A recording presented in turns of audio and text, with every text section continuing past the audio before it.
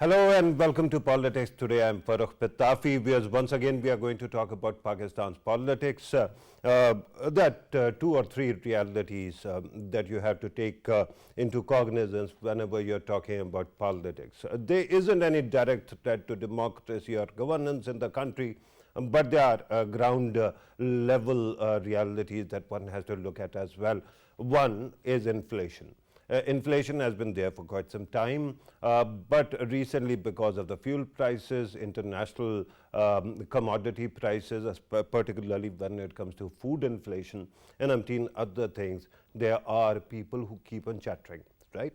Then there is the issue of our parliament. Pakistan is a parliamentary democracy. In parliamentary democracies, usually parliaments perform and they show some results. But because of the number game that is there in the parliament, it seems that there is a deadlock, and consequently in the past 3 years we haven't seen substantial lawmaking taking place. It has been 3 years, and there's always a limit to a term of any government.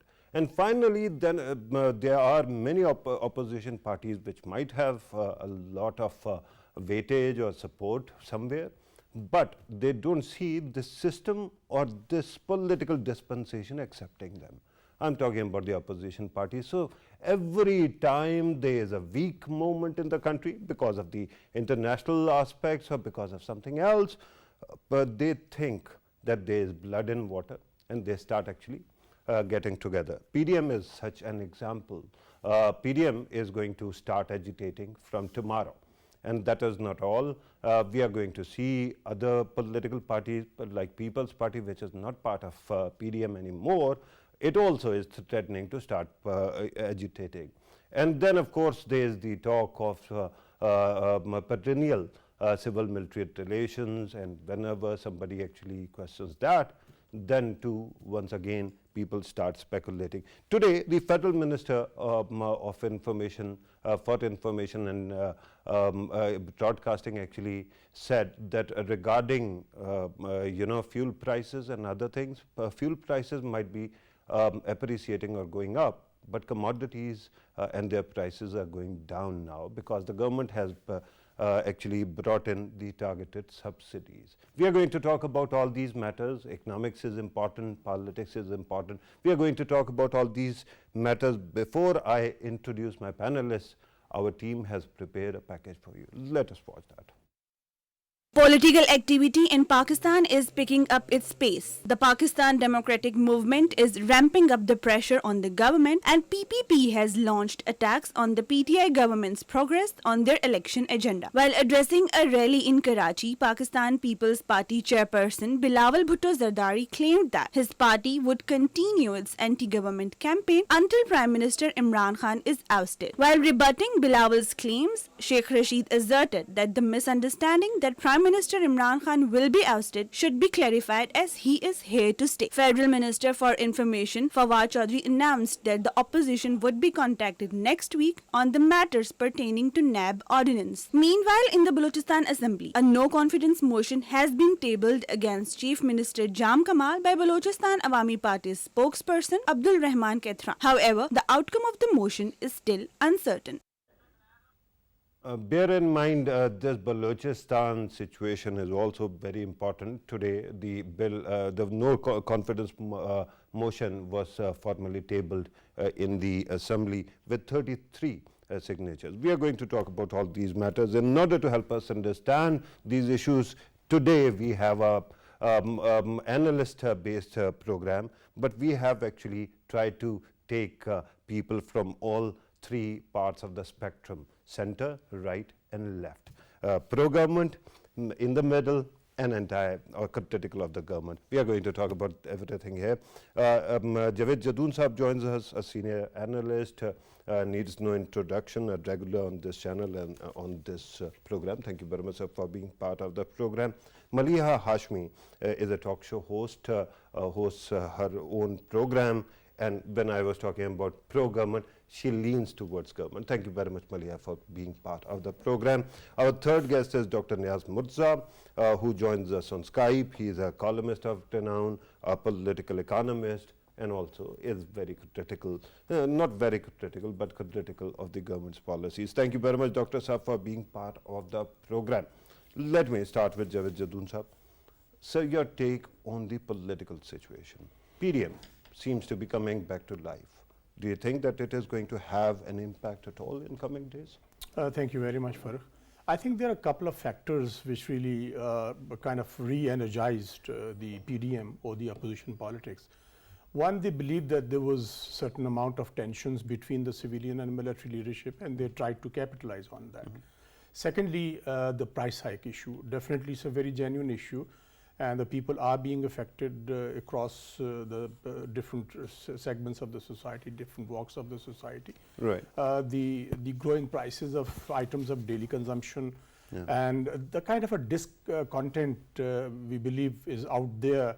And I think the factors even beyond the government's control, because of the rising prices of petroleum products globally, and then the aftermath of pandemic, and once again you have a certain amount of now political instability, because as you mentioned that PDM has announced the street politics or street agitation. Right. I think these are the factors which are playing into the hands of the opposition as of now.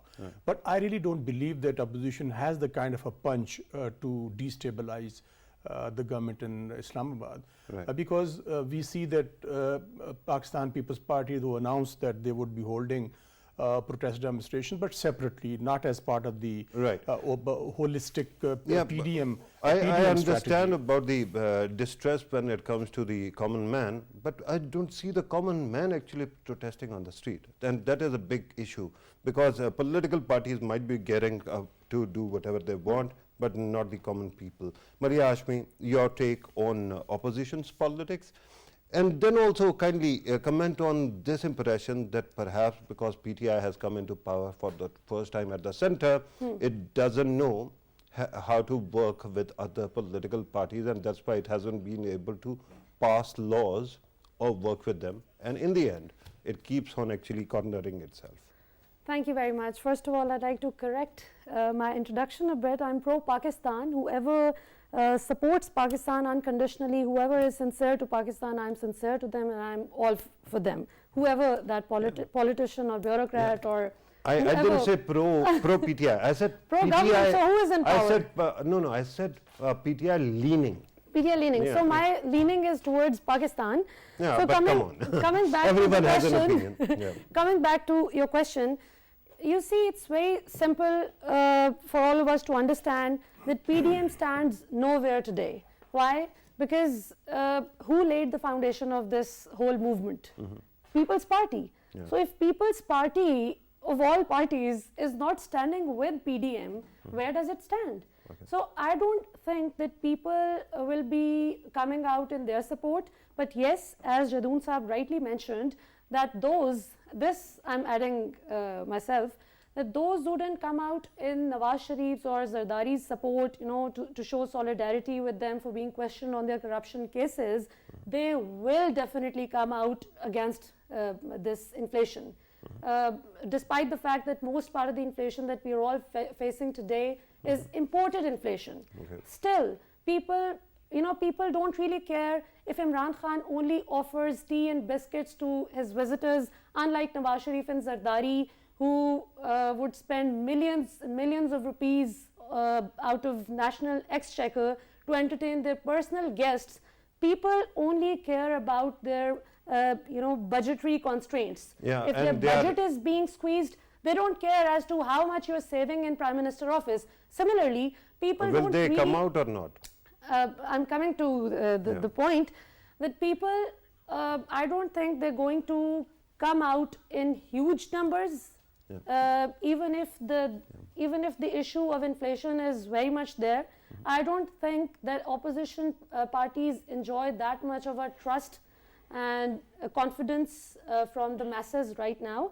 But if the situation persists the way it is right now, if the economic challenges, which are humongous right now for Imran Khan government, if they remain like this for how much time? Any longer, How much for time? even 3 to 4 months. Okay. So people That's a are long going time. to, yeah, so I think the next 3 to 4 months are going to decide as to what is going to happen Right. and who is going to lead the bus. Right, and let me actually bring in the third guest who joins us on Skype. Dr. Niaz Mirza, your take on PDM's politics. Is PDM actually going to be fourth time lucky? Because in the past 3 times we saw that it tried to actually agitate, and that then started bleeding company or parties. And then now we saw that 2 major motivators of the PDM are no more with them. You'll have to unmute your mic, sir. Sorry about that. Yeah, I think it was Yeah. almost a year ago that, PDM started gathering momentum. I think it was in last year, August, September, that it started its, the Jalsas throughout Pakistan. And then, for 3-4 months, it looked, that they have very strong momentum behind them. And then, it ultimately fizzled out. And there were a lot of factors. One is, they tried to put some pressure on this critical relationship between Pindi and Islamabad to, somehow break that. That did not happen.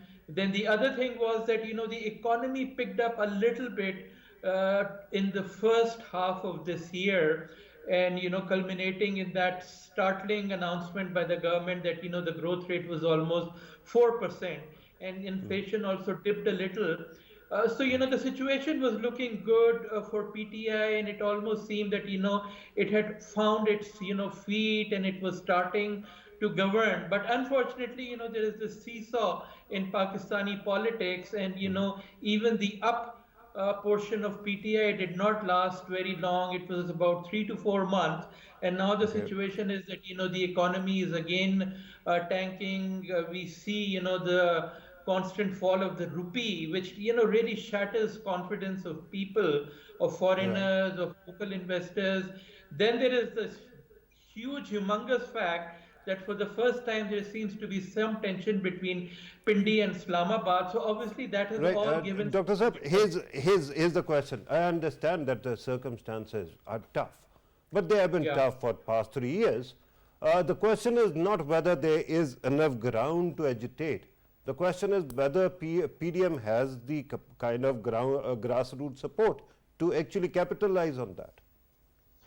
Well, I mean, if by grassroots support you mean that they'll be able to bring tens of thousands of people to Islamabad and, completely lock it, I don't think, I mean, they are in a position to do that.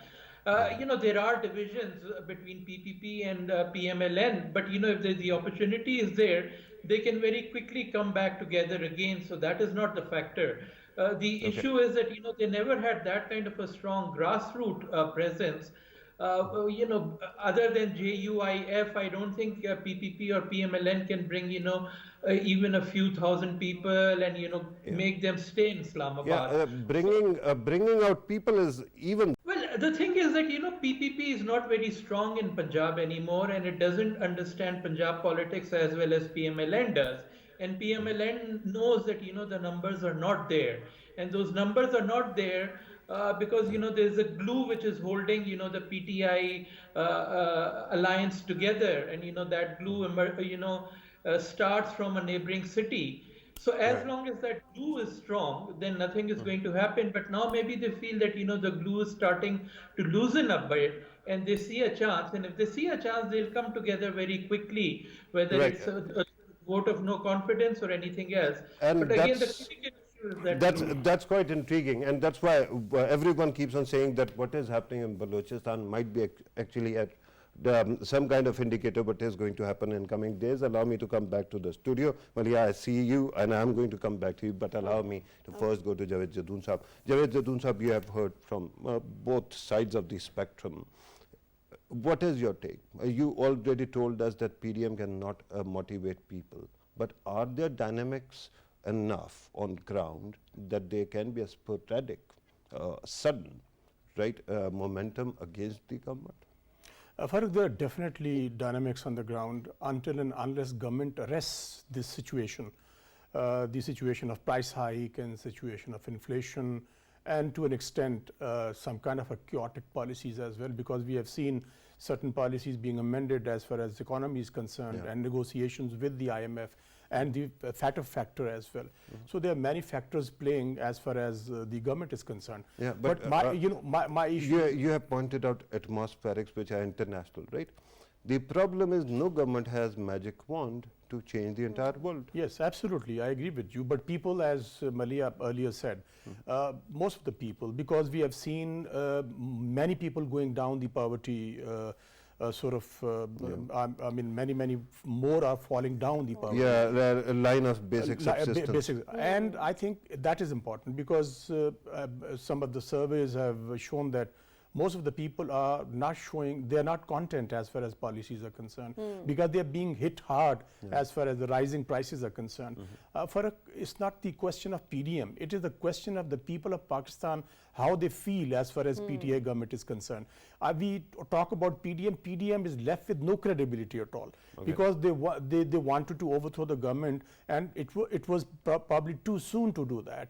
And ultimately what happened, People's Party left the Grand Alliance, and now all of a sudden they believe that because of the discontent and because of certain differences between the military and the civil government, they might have the opportunity to destabilize the government. But the Balochistan works as an indicator somehow, because you realize that it is basically PDM and people who are actually from Bab party who have brought this vote of no confidence. PDM is a big factor in Balochistan. Do you think that it is going to actually prove its capacity there in Balochistan?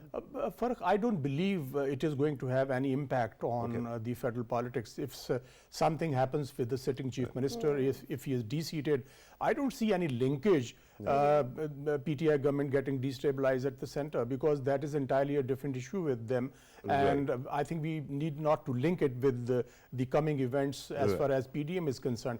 I think they're too enthusiastic and too sort of excited, but they haven't done any groundwork. They lack the organization skills, they do not have the capacity, they do not have the kind of workforce which can bring. You are talking about nine party alliance, but allow me to go back to Maria Hashmi.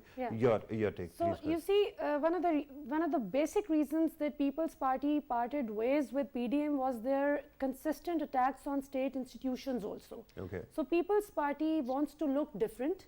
People's Party wants to look like a very good boy who can be a good substitute. The party that many people lost faith in after Zardari's not so good regime.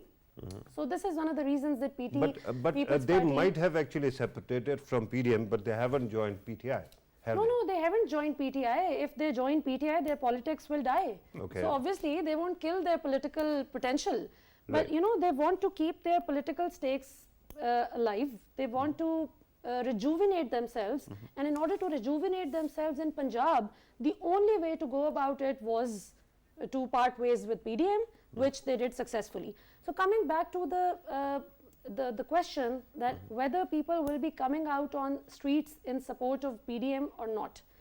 I think the main difference between PDM's sit-ins and their public rallies and processions and Imran Khan's sit-in back in 2014 is that people came out in Imran Khan's sit-in support back in 2014 was because they wholeheartedly believed that there was a meaningful cause behind that sit-in. They could see that Imran Khan was fighting for a cause against corruption, against rigging, having exhausted all the legal and constitutional ways and means to seek justice, as announced earlier by him.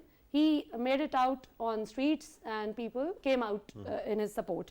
In Pakistan support actually. But in this case, you made your point, but let me ask you one thing. In 2014, PTI actually staged a very long sit-in, right? And then we saw other agitations as well. But the problem with all these agitations is they fail to actually change the government in power. PMLN stayed in power till 2018. And regarding other parties as well, when they are agitating, PTI is still there. So don't you think that street agitation, when led by political causes, cannot uproot governments since 1973? I don't 77. I don't think the point of the whole 2014 Dharna exercise was to destabilize PMLN government, irrespective of they kept whatever on saying- Imran Khan kept saying on the stage. Yeah. The whole point was to protest against the rigging and the injustice which was not being addressed by the government. Had they opened those 4 infamous constituencies, this won't have happened. No, So I think they didn't open it, and then there was a sit-in, right? Yes. And then from the podium, we kept on hearing that the government will be gone very soon. So that doesn't happen, who right? knows what would have happened had the Peshawar incident not Yeah, but you taken realize place. that is also part of the But body I politic fully of the agree country. with you. But I fully agree with you on the fact that this is not the way to throw out an elected government. This is not the way to go about it. This is not a constitutional way to go about it. And then again, coming back to the point that whether PDM is a good substitute for the people of Pakistan or not, I don't think it is. Right. And honestly speaking, remember my it's- original question during the first session. I asked you about PTI not being able to win over opposition to its side, at least so much that the parliament keeps on making laws. I think more than, yes, partially yes. In addition to not being able to collaborate with the opposition parties for policy making and all, I think the biggest failure of PTI government or most of the ministers of PTI government right now is that they haven't been able to make the most of their bureaucracy. Most of them don't know as to how to get stuff done by their people. Right. So this is something which I think they're facing because of their inexperience. Yeah. I won't call it incompetence, but yes. No, because of inflexibility is being- not an element. Inflexibility. I think in some issues, yes. In some issues, yes, but the inflexibility has got this trickle-down effect actually. It's not Right. coming from the bottom, so Right, it's coming from the top. trickle up. Oh, okay. But Yeah. that is quite interesting. Let me go to Dr. Saab. Dr. Saab, once again, we are talking about politics of PDM. A question. I just gave you an example of Punjab, where both these parties could have actually brought down the government, or they thought at least it was possible. But the problem was that then the CM would be Hamza Shahbaz. Perhaps that was not acceptable to the other side of parties' divide. In Balochistan, we are seeing some measure of unity, but in the federal parliament at the center, again, the number game is close, and these parties could have given the government tough time. But it doesn't seem that these parties can work together to do anything of the sort. Your take? Well, I mean, by themselves, they don't really have the numbers unless, they can wean away some of the allies of the government. And, there's still no sign, despite all the tensions between the twin cities. I mean, you don't see, the allies that are being kept together due to this glue that I was talking about, making any statements. So it doesn't look, that any of these tensions has so far had any impact on the alliance staying together. So I think there is still a lot of distance between, PDM's desires and what they might be able to achieve. The issue of, Balochistan is very different. It's very different from federal politics. It's not a PDM-driven, vote of no confidence. It's mainly emerged from within, the Balochistan Awami Party, and these bigger parties like PPP and PMLN don't really have a very big presence there. Then ANP is part of the government, so it's a very confusing scenario there, and I wouldn't link it much to the. Dr. Saab, I'm glad that you brought up the issue of Balochistan once again, because when you were talking about this number count at the center, remember, usually when we include the numbers, we include the numbers of BNP mingle, or at least treat them as a buffer. But they have actually very strongly joined the opposition side. So number have become really close. And if the opposition cannot work with that, there is an example of Balochistan where there were dissidents, and this group actually somehow won them over. Today it was opposition leader who was speaking on the floor of the house, not the dissidents. So you see my point, don't you? Yeah, but even if you take out Mangal, PTI still does have, about 8 to 10 vote margin, and that would mean, either, getting, there are three major blocks. There's BAP, there is MQM, there is the PMLQ, and you have to, take out at least two of them to be able to bring down, the PTI government at the center.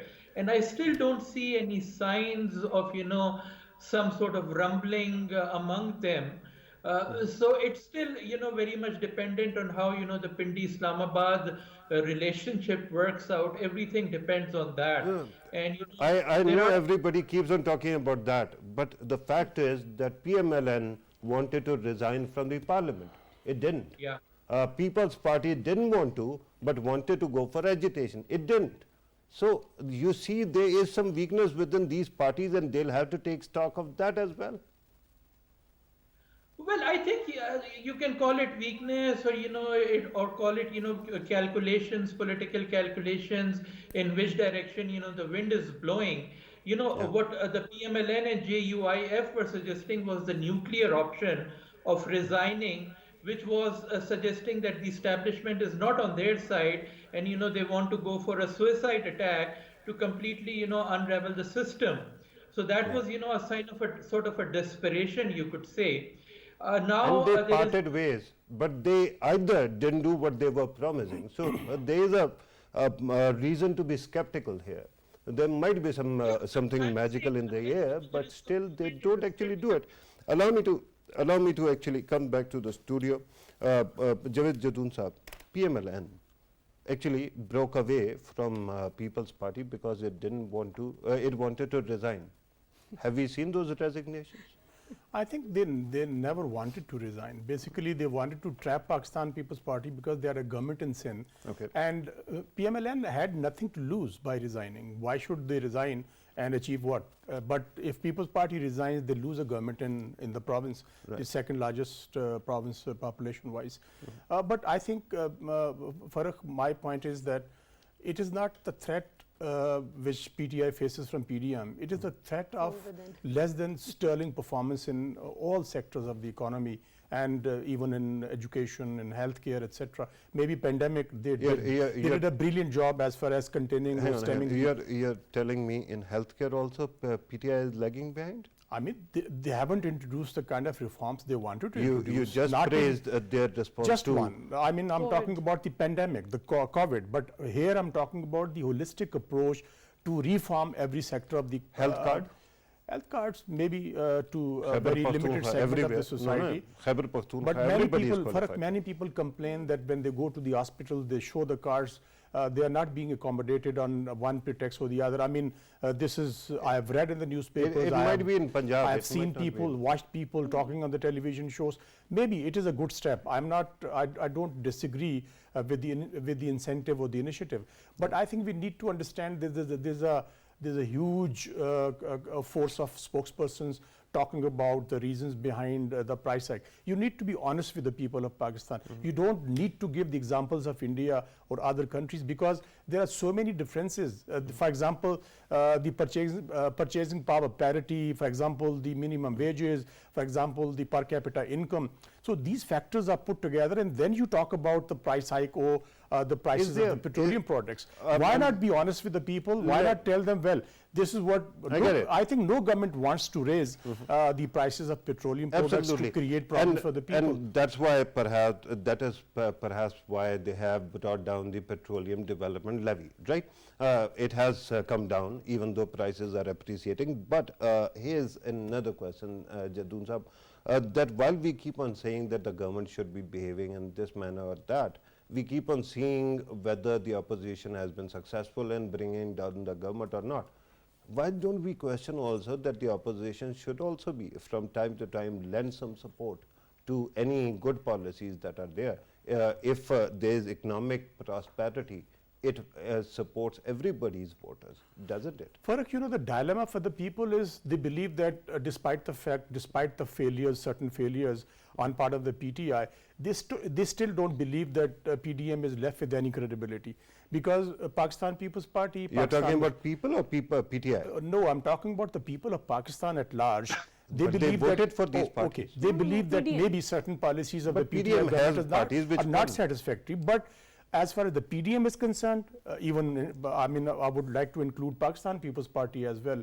They are basically, there's a trust deficit and there's a deficit of credibility because they have been tried and tested time and again, and they were found to be wanting. And I still believe people believe that PTI government is not performing the way it should have or the way the people expected. I think, but still people would go out, probably they won't have any choice to vote for PTI instead of voting for PMLN or PPP. Here's a counterpoint. You realize that my job is to be a contrarian. I have to oppose whatever thing everybody is going to say.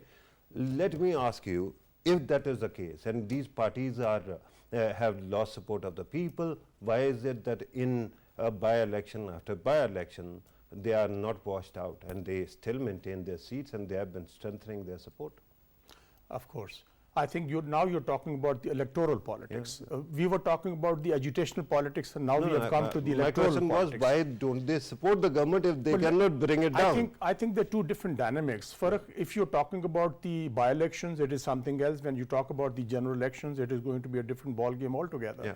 Because what is the difference? Difference is because in by-elections, you need to work really hard to bring the people out to cast their votes. Right. And in general elections, there is kind of atmosphere. Everybody believes there's going to be a change. They would like to retain the government, the sitting government, or they would like to change the government at the center and at the provinces. By-elections, usually incumbency is supported. Is it not correct? During PMLN's 5 years, we kept on seeing that in Sindh, voters were supporting People's Party, and in Punjab they were supporting PMLN, and every time you and I discussed it, we saw that there was a pro-incumbency element here because people wanted to support the power. I'm going to come to you, Despite the fact that PTI lost some of the by-elections, but look at the numbers. They have increased their vote bank in those constituencies where they even lost the by-elections. On the contrary, I mean, as far as PMLN is concerned, their vote bank is still the same, more or less the same. Right. So I think the PTI's vote bank hasn't decreased. In fact, their vote bank has increased. Right. As compared to allow me to actually ask a question, right? Regarding, and Malia Ashwin, this is for you, regarding the turnout and everything, right? It might be so that numbers might have increased elsewhere. PTI might have gained more voters, but still the fact remains that when it comes to voters, they are divided. When it comes to leadership, they are also divided. That's why these parties actually don't deliver that kind of thing. You see, it's got a flip side also. Perhaps the previous governments winning their by-elections hands down could be because of their influence, could be because they used their governmental influence back then. And local PTI, political dynamics. yes, and PTI government can actually flaunt the fact that since they didn't use any influence, so despite the fact that their numbers grew actually, their voters came out in larger numbers. In the by-elections as compared to 2018 election. And I'm not actually disputing that. I'm only saying that when you look at electorate, right? I've been a student of electoral politics for 25 years. You don't actually write off the other side's voters. They are there. No, they're very much there. But the real question is whether they'll be able to come out in such huge numbers that they would be knocking out the government. Yeah. So the answer is no. They would. But it never happened. Since 77, it has never been a dynamic to change the government. They'll neither be coming out in their support because most of the previous government supporters, we all know why most of the people used to support them, for their own vested interests. Imran Khan's supporters are one of a kind. They're very different from that of the previous political party's supporters. Why? Because they all came out to vote for him for change. And for the first time in the history of Pakistan, you see the supporters of an incumbent government who question their own government, who questioned their prime minister for over inflation, over their bad policies, over their governance issues, whatever it may be. Right. Regarding the voters and them being different, I know many families who keep on actually changing their mind every election. So they are also voters, right? And then regarding what you were saying, the parties actually holding their own leadership accountable, that is also heard of, right? The question right That's now heard is heard of. Yeah. Heard of? Yeah, it has happened in the past. That's completely unheard of. Half the People's Party leadership joined your party. Why did they do it? They kept on confronting Have their own you leader. ever seen a single PMLN supporter questioning Mr. Nawaz Sharif on corruption? Yeah, Chaudhry Nisar. So where is he now? He's dissident. Where is he? No, but but this is He's the point. nowhere. See, Some this is what I'm saying. existing- As a some student of existing history, PMLN supporter this is what I'm who saying. musters the I'm courage not to speak saying the that truth. you change your mind. All I'm saying is allow this thing that there is not only black and white, there is grey as well, right? Regarding performance, how optimistic are you that the talks that are going on with IMF are going to bear some result? Okay, so with regard to IMF talks, they began on October 4. Yeah. So the first stage was technical level talks. Yeah. When they transitioned on to the next stage of policy level talks, they realized that there were some serious gaps on technical level talks. Yeah. So they reverted back to technical level talks, which was apparently reported as failure. Yeah, in but talks they had by to media. actually authenticate So with exactly. data as well. Yes, yes, because there's been immense figure fudging by Mr. Ishaq Dar and some other people back then. So let's not go into those details, but Ishaq Dar is not since- there for 3 years. so he's not here anymore, but since Pakistan has got a history of figure fudging, so, you know, let us not say the IMF has got a legit reason to doubt the fact. So, coming back to the point, so the main issue that actually ruined the whole deal was that when we got this COVID breather back in March, things looked quite good. Shaukat Tareen Saab, when he took over, and then Hafiz Sheikh Saab went out. So with his departure and Shaukat Tareen's arrival in April 2021, with this whole reshuffling in finance ministry, there was this policy shift also. So Shaukat Tareen Saab and his team thought that it was an ideal time for make a fresh start. Yeah. So they thought of freezing the IMF conditions. Right. And ease out the masses by introducing some good commodity price decrease and stuff, which he was able to convince Imran Khan on also that it would turn out to be a very good decision. Right. But unfortunately, it turned out to be a very, very poor decision. And since the government... regarding, my question was, what is going to be the outcome? Yes, Are you so I'm optimistic? telling you, wrapping up in 1 minute. Yeah. So I'm told that we are finance- left with only 3 minutes, so I have to go so to other wrapping up in guests. 30 seconds. So Finance Ministry was actually planning on capitalizing the current account surplus, which then transitioned back into current account deficit. So since Pakistan is not in a good condition anymore right now, and since the political clout in US is also not very supportive for Pakistan right now, so things are really, really difficult for Pakistan at the moment. So the government of Pakistan should actually make some robust measures. It should take some radical measures to live up to its word. And Shaukat Tareen will have to prove his Their mettle. commitment to It's IMF or the people? to the people. Right. Okay, I'm told that we have to actually move on very quickly. Dr. Niaz Murza, are you optimistic? I got the impression that even Maliha is not very optimistic when it comes to IMF.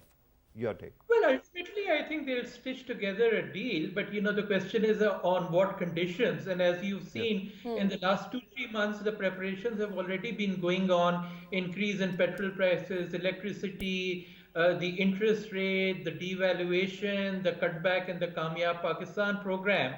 Yet, despite all those actions, you know, there is still not an agreement that shows that, you know, IMF is asking for very tough conditions, further increases in taxes, etc. And all that will happen because, you know, Pakistan doesn't have much of a choice. If it doesn't go for the IMF program, there'll be a much more serious crisis.